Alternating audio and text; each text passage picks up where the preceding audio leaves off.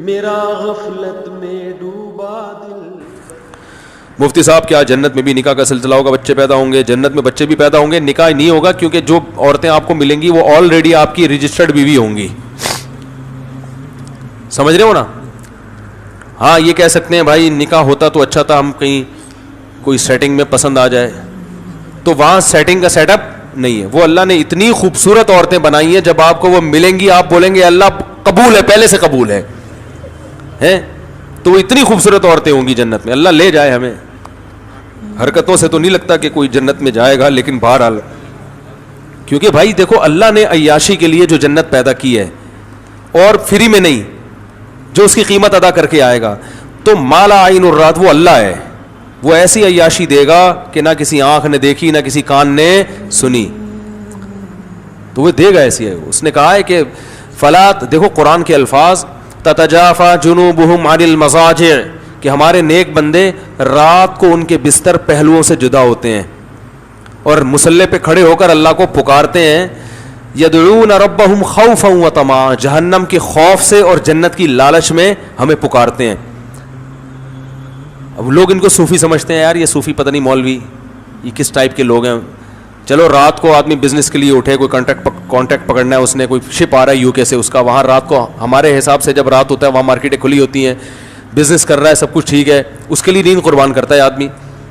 لیکن یہ رات کو بستر کو چھوڑ دیتے ہیں, گرم بستروں کو, اور نیند قربان کر کے اللہ کے سامنے مصلی پہ کھڑے ہو کے اس کی عبادت کرتے ہیں, کیونکہ تنہائی میں کہتے ہیں یہ زیادہ اچھا موقع ہے اللہ کو راضی کرنے کا. دن میں تو لوگ ہوتے ہیں نا تو دل نہیں لگتا عبادت بھی, یہ بہترین موقع ہے. تو اللہ فرماتے ہیں جو ایسا مجاہدہ کر رہا ہے, فلا تعلم نفس, کسی نفس کو معلوم نہیں ہے, ما اخفی لهم من قرۃ اعین, ان کی آنکھوں کی ٹھنڈک کا کیسا سامان ہم نے چھپا کے رکھا ہوا ہے. چھپانے کا لفظ بڑا مزیدار ہے, کیونکہ چھپاتا نہیں نا تو ساری دنیا رات کو اٹھ کے یہی کر رہی ہوتی, گناہوں کی معافی مانگ رہی ہوتی, اللہ سے جنت مانگ رہی ہوتی. اللہ کہتے ہیں چھپا دیا ہے, اس لیے 5-6 آدمی اٹھے ہوئے ہیں, ٹھیک ہے نا, پوری دنیا میں بہت تھوڑے لوگ ہیں, اور وہ بھی جو دنیا میں بیوقوف سمجھے جاتے ہیں, جن کو ان کی بیوی پریشان کر رہی ہے کہ عجیب قسم کا آدمی سے ابا نے شادی کرا دی ہے بھائی. تو ایسے لوگ, اور بیوی اٹھ کے مصلی پہ ہو تو وہ آدمی کو غصہ آ رہا ہوتا ہے, یہ کیسی بیگم مل گئی ہمیں.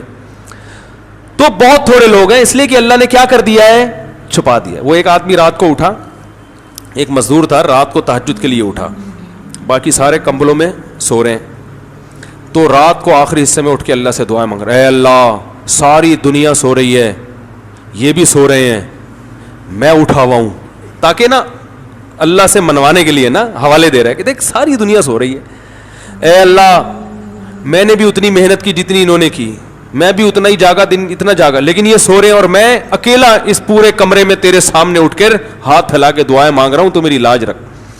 اے اللہ یہ سب سو رہے ہیں, میں اٹھا ہوا ہوں. ایک کمبل سے ایک نے منڈی نکال کے بولا, کم بخت تو اپنی تعریفیں کر, ہماری غیبتیں کیوں کر رہا ہے اللہ کے سامنے, ہماری برائیاں ہمیں کیوں کنڈیم کر رہا ہے, تو بولے اللہ میں بہت اچھا, مجھے جنت دے دے, ہمیں جہنم میں پھینکوانا چاہ رہا ہے تو بھائی, تو اپنی تعریفیں کر, بار بار ہمارے سونے کا حوالہ کیوں دے رہے, یہ سو رہے ہیں, یہ سو رہے ہیں, یہ سو رہے ہیں.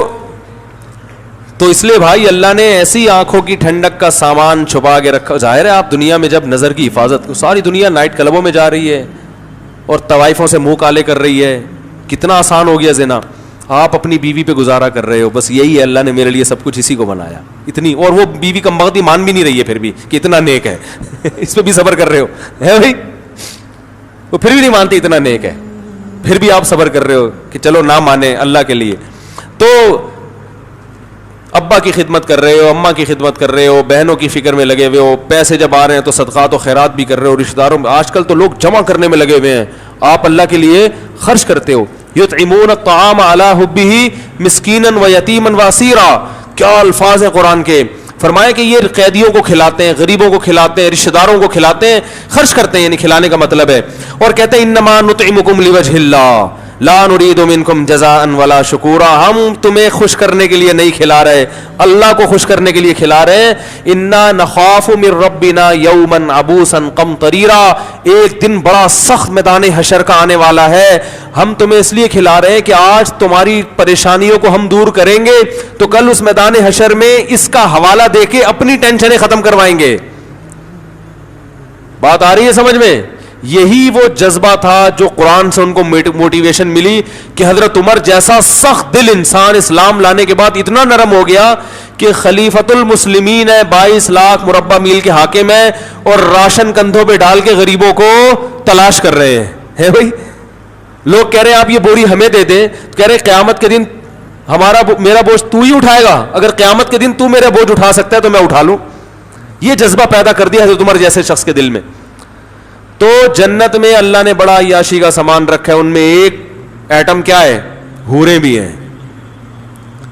سمجھ رہے ہو کہ نہیں سمجھ رہے؟ تو وہ اللہ نے رکھی ہیں بھائی. جو لبرل لوگ ہیں وہ حوروں کا مذاق اڑاتے ہیں, ہمیں تو چاہیے بھائی حوریں, سیدھی سی بات. وہ تو اڑاتے ہیں, یہ لبرل لوگ ہیں نا, بڑا مذاق اڑاتے ہیں, حوروں کے لالچ میں مولویوں نے چکر میں ڈالا ہوا ہے. آپ خود دنیا میں عورتوں کے چکر میں ہو, حرام. عورت کے بغیر آپ کا گزارا نہیں ہے.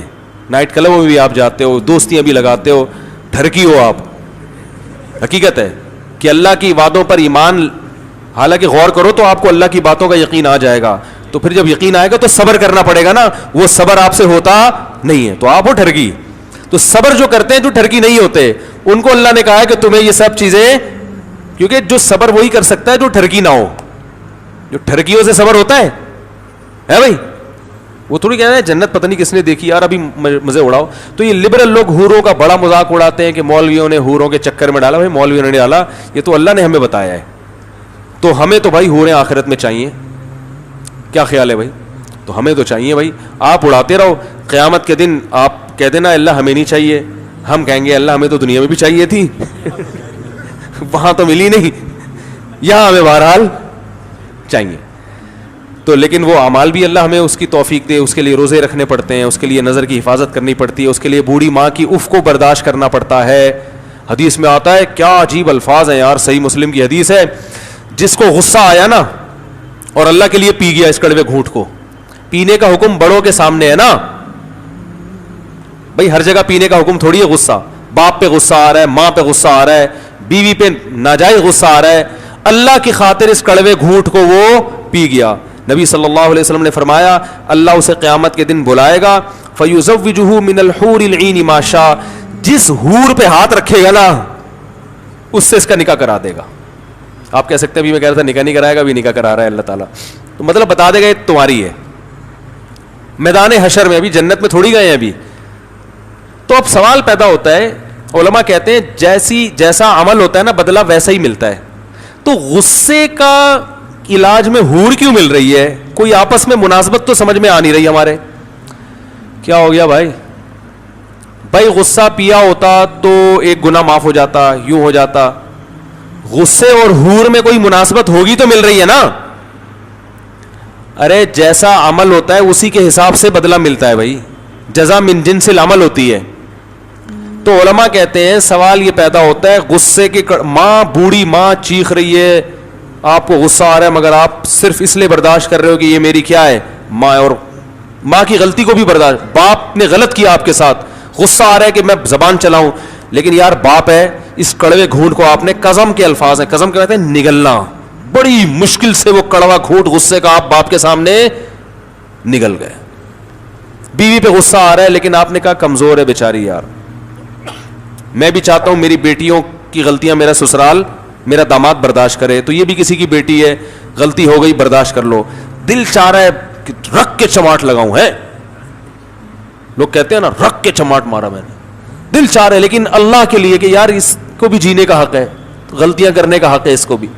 اللہ کے لیے کڑوا گھونٹ آپ کیا کیا, پی گئے. پینے کا لفظ کیوں ہے پتہ ہے؟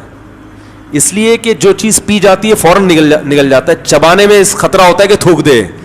کڑوی چیز ڈاکٹر آپ کو پلا دیتے ہیں, کریلے کا جوس ایک سانس میں پی جاؤ تو پی لیا جائے گا, کریلا چبا کے کھانا کسی کی طاقت نہیں ہے, تو اس لیے پینے کا ذکر ہے کہ ایک دم سے نگل لو بس.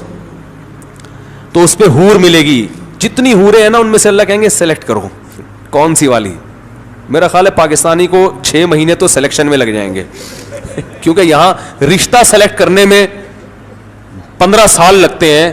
جس بیوی کے ساتھ 10-15 سال رہنا ہے, کیونکہ 40 سال میں شادی ہو رہی ہے, 10-15 سال ہی رہنے کی عمر ہے اب, تو 10-15 سال جس کے ساتھ رہنا ہے اس کو تلاش کرنے میں 10 سال لگتے ہیں. تو جس کے ساتھ ہمیشہ جنت میں رہنا ہوگا اس کی سلیکشن میں پاکستانی بہت ٹائم لگائے گا بھائی ٹھیک ہے نا. تو اس لیے یہ ہوگا کہ مرد کے لیے سب سے زیادہ اٹریکٹیو چیز کیا ہے؟ عورت ہے, سب سے زیادہ اٹریکٹیو چیز. اس کے لیے وہ دیکھو, امریکہ میں ایک گورنر تھا, بھی مجھے صاحب یو ایس اے سے ایک ڈاکٹر آئے تھے, انہوں نے بتایا کہ امریکہ میں ایک اسٹیٹ کا گورنر ہے, کسی لڑکی پہ عاشق ہوا, بھاگ گیا, ٹھیک ہے نا. کہہ رہے گورنر ہے, پتہ ہی نہیں کہاں شارٹ مارکیٹ سے, اس کو تلاش کر کے لا رہے ہیں. تو چھٹی لے کے جاتا ہے, اپلیکیشن دیتا ہے, کسی کو ہم بٹھاتے, گورنر ہاؤس میں گورنر کی سیٹ پہ گورنر ہے ہی نہیں, آسمان کھا گیا, زمین نکل گئی. 1 ہفتے کے بعد پکڑا گیا, پتا چلا کسی لڑکی کے عشق میں بھاگ گیا. اب سوال پیدا ہوتا ہے بھاگنے کی کیا ضرورت تھی؟ تو وہی وہاں قانون سخت ہے, جو میرڈ لوگ ہوتے ہیں گورنر لیول کے, ان کو لڑکیوں سے سیٹنگ کی اجازت نہیں ہوتی, یہ لا ہے نا وہاں کا. تو وہ چھپ چھپا کے پتلی گلی سے نکل لی ہے, ٹھیک ہے نا.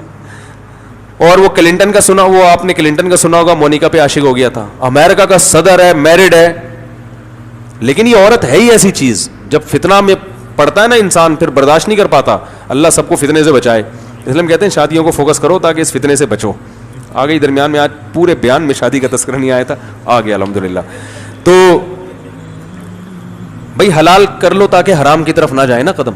تو اللہ اتنی یعنی کوئی خوبصورت حور کا آپشن اس لیے دے گا کہ آپ نے انتہائی کڑواہٹ برداشت کی ہے. تو جو چیز آپ کو, جس میں سب سے زیادہ آپ کو مٹھاس محسوس ہوتی ہے, آپ کی آنکھیں ٹھنڈی ہوتی ہیں, وہ چیز اللہ آپ کو دے گا. لوگ کہتے ہیں مٹھاس تو حلوے میں زیادہ ہوتی ہے, تو حلوہ کھلانا چاہیے تھا اللہ کو. تو میں کہتا ہوں ٹھیک ہے, آپ کو کہیں شادی کا دل چاہ رہا ہے, لڑکی کے والد کہیں بھائی میری بیٹی سے شادی کے بجائے تم یہ حلوہ کھا لو, یہ گاجر کا حلوہ بڑی محنت سے بنا ہے, کھا لیں گے؟ ہے بھائی؟ بولیں گے بھائی مجھے میں ساری زندگی کے لیے میٹھا چھوڑ دوں گا, آپ کے جذبات ہوں گے, میں روزانہ کریلے کا جوس پیوں گا, لیکن کہیں عشق ہو جائے تو آدمی یہ قربانی دیتا ہے اس کے لیے. تو اس لیے اللہ کو پتا ہے کہ یہ حلوے کی مٹھاس جو ہے نا, یہ وہی بس یہ بنائی ہوئی ہے لوگوں نے. اصل جو مرد کی رغبت ہے وہ کس کی طرف ہے؟ سب سے زیادہ عورت کی طرف ہے. تو اللہ کہیں گے ماں کی خاطر کڑوا گھونٹ تو نے پیا, اپنے باپ پہ کبھی زبان نہیں چلائی, کڑوا گھونٹ پیتا رہا, اور کمزور عورت پہ ہاتھ نہیں اٹھایا, کڑوا گھونٹ پیتا رہا. اس گھونٹ کے بدلے میں جتنی دفعہ گھونٹ پیے گا نا, یہ ایک حور کا مہر ہے.